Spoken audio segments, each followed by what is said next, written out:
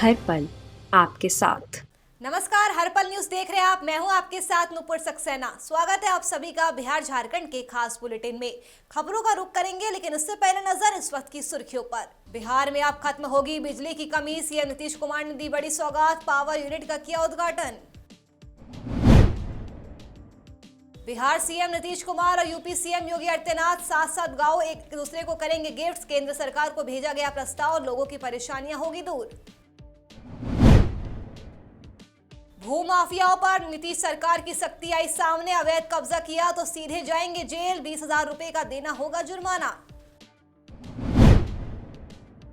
लालू प्रसाद यादव की बिगड़ी तबीयत, एम्स में कराए गए भर्ती। लालू की हालत चिंताजनक नहीं। झारखंड में नक्सलियों का तांडव जारी। गुमला में सो रहे मजदूरों को बनाया गया बंधक, पुलिस भवन को बम से उड़ाया। चलिए रुक करते हैं अब खबरों का। बिहार के मुख्यमंत्री नीतीश कुमार ने एनटीपीसी बाढ़ super thermal power station, Patna की यूनिट 1 और NTPC Barauni thermal power station की स्टेज 2 का लोकार्पण किया। माना जा रहा है कि इसके बाद अब राज्य सरकार को बाहर से बिजली खरीदने की जरूरत नहीं पड़ेगी। सरकार के पास मांग से ज्यादा बिजली का उत्पादन शुरू हो जाएगा। उद्घाटन के मौके पर केंद्रीय ऊर्जा मंत्री आर.के. सिंह भी इस दौरान मौजूद रहे। बता दें कि एनटीपीसी समूह ने बिहार राज्य में 7,970 मेगावाट क्षमता स्थापित की है और 1,980 मेगावाट अतिरिक्त क्षमता निर्माणाधीन है। एनटीपीसी ने बाढ़ में 3300 मेगावाट क्षमता स्थापित की है, जिसमें से 1,320 मेगावाट का इस्तेमाल मार्च 2016 से किया जा रहा है। बिहार और उत्तर प्रदेश की सरकारें जल्द ही एक दूसरे को साथ साथ गांव को भेंट देने वाली है। इसके लिए बिहार से तैयारियां भी शुरू हो चुकी है। इससे लोगों की परेशानियों का भी हल होगा। यूपी के कुशीनगर जिले में बिहार बॉर्डर से 7 गांव यूपी को मिलेंगे।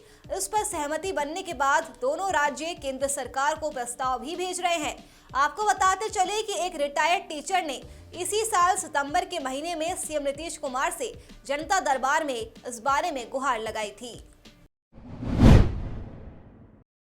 बिहार में शराबबंदी को लेकर सवाल उठते रहते हैं। जहरीली शराब से मौतों का मामला हो या फिर शराब पीकर सड़क पर हंगामा करना, हर बार एक ही सवाल पूछा जाता है कि जब बिहार में शराबबंदी है तो लोगों को शराब आखिरकार कहां से मिल जाती है।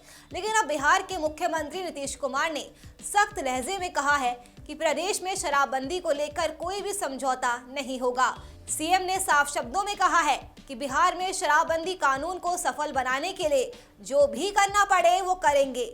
नशा मुक्ति दिवस पर राज्य के सभी अधिकारियों और कर्मचारियों को आजीवन शराब न पीने की शपथ दिलाई गई। यदि शराब से संबंधित किसी भी गतिविधि में शामिल पाया जाऊंगा तो नियमानुसार कठोर कार्रवाई का भागीदार बनूंगा। बहुत धन्यवाद। वहीं नीति आयोग ने हाल ही में एमपीआई जारी किया है। इसके मुताबिक बिहार, झारखंड और उत्तर प्रदेश भारत के सबसे गरीब राज्यों के रूप में सामने आए हैं। इतना ही नहीं, आयोग की इस रिपोर्ट में केरल, गोवा, सिक्किम को सबसे कम गरीबी वाला राज्य बताया गया है। रिपोर्ट के मुताबिक बिहार में 91.91% जनता गरीब है।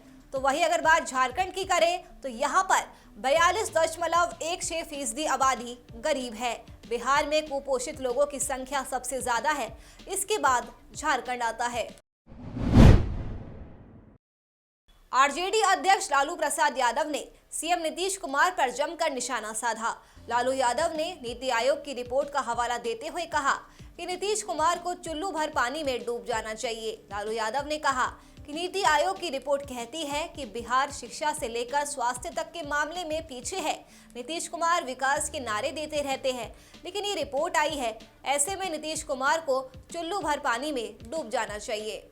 नीति आयोग का जो रिपोर्ट आया है, कहा कि फिसंडी राज है बिहार, शिक्षा से लेकर स्वास्थ्य तक लेकर के बिल्कुल फिसंडी।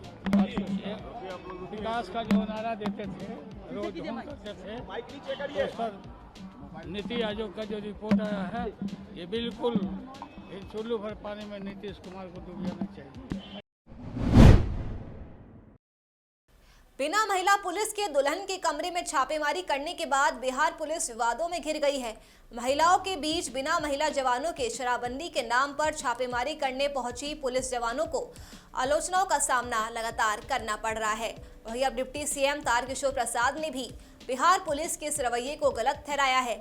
जहानाबाद पहुंचे उप मुख्यमंत्री ने कहा कि पुलिस अधिकारियों को इन चीजों का ख्याल रखना चाहिए था। पुलिस अधिकारी इन बातों का बिल्कुल ध्यान रखे। सीएम नीतीश कुमार ने भी इस मामले को संज्ञान में लिया है। बिहार में अब सरकारी जमीन पर कब्जा करने वालों की खैर नहीं है। इसी तरह की जमीन पर कब्जा करने वाले लोगों को 1 साल की जेल या 20,000 जुर्माना या दोनों सजा साथ साथ हो सकती है। राजस्व और भूमि सुधार विभाग ने पहली बार अतिक्रमणकारियों के खिलाफ सख्त कदम उठाने की पहल की है।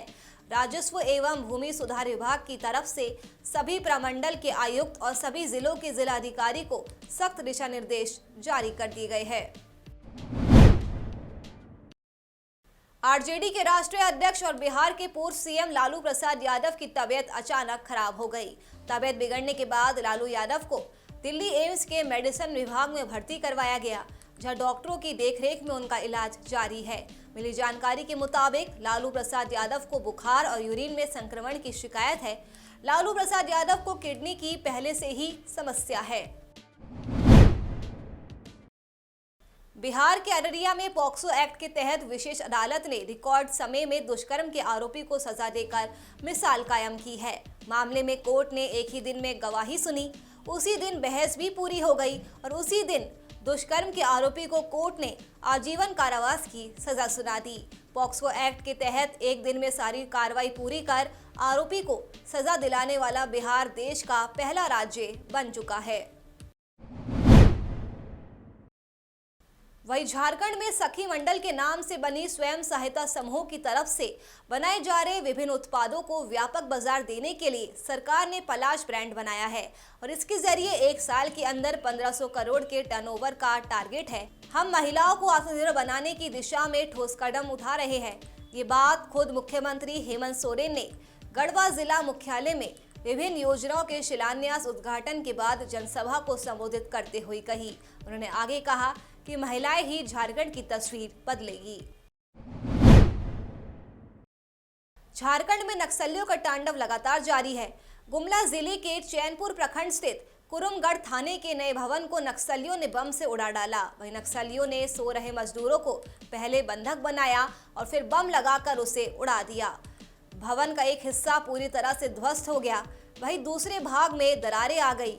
आपको बता दें कि भवन में 7 मजदूर निर्माण कार्य के लिए ठहरे हुए थे, जब नक्सलियों ने पहले मजदूरों को भवन से बाहर निकाला और अपने कब्जे में ले लिया और फिर भवन को करीब 200 किलो विस्फोटक लगाकर उड़ा दिया। मजदूरों के अनुसार नक्सलियों की संख्या करीब 200 थी। वहीं घटना के 12 घंटे बाद पुलिस फोर्स घटनास्थल पर पहुंची। गुमला पुलिस और सीआरपीएफ ने नक्सलियों के खिलाफ सर्च ऑपरेशन चला रखा है। पीएलएफआई उग्रवादी संगठन का सरगना दिनेश गोप एक बार फिर से पुलिस के हत्थे चढ़ने से बचकर बाहर निकला है। शुक्रवार को पश्चिम सिंहभूम के घोर नक्सल प्रभावित गुड़ही थाना इलाके में पुलिस ने गुप्त सूचना के आधार पर दिनेश गोप और उसके दस्ते के लोगों को घेर रखा था। दोनों तरफ से ताबड़तोड़ फायरिंग हुई, लेकिन उग्रवादी इस बार भी पुलिस को चकमा देकर वहां से भाग निकला है। वहीं झारखंड में 11 दिसंबर को पूरे राज्य में राष्ट्रीय लोक अदालत का आयोजन किया जाएगा। इसके तहत झारखंड के सभी कोर्ट में लंबित मामलों का निपटारा किया जाएगा। इसके साथ ही लोक अदालत में उन मामलों को भी निपटाया जाएगा जो अब तक कोर्ट नहीं पहुंच सके हैं। झारखंड राज्य विधिक सेवा प्राधिकरण यानी झालसा ने सभी जिलों को विधिक सेवा प्राधिकार को इसकी तैयारी करने का निर्देश दिया है। वही आपसी सहमति के बाद ही लंबित मामलों को लोक अदालत में भेजा जाएगा। चलिए फिलहाल के लिए इस बुलेटिन में मेरे साथ बस इतना ही। देश और दुनिया की तमाम खबरों के लिए आप देखते रहिए हर पल न्यूज़। नमस्कार।